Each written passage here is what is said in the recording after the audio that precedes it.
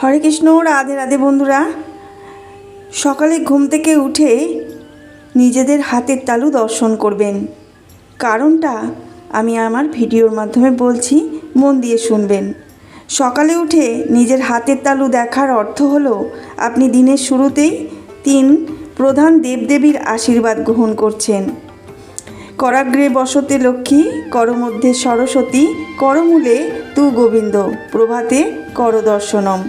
এর অর্থ হলো করাগ্রে স্বয়ং দেবী লক্ষ্মী বাস করেন, করমধ্যে দেবী সরস্বতী বিদ্যমান, করমূলে শ্রী গোবিন্দ বা ব্রহ্মা বাস করেন।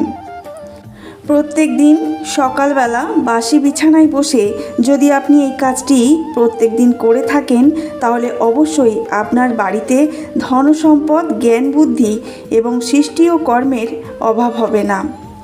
লক্ষ্মীর কৃপায় জীবনে আর্থিক সমৃদ্ধি আসবে। সরস্বতীর কৃপায় বিদ্যা, বুদ্ধি ও সঠিক সিদ্ধান্ত নেওয়ার ক্ষমতা বাড়বে।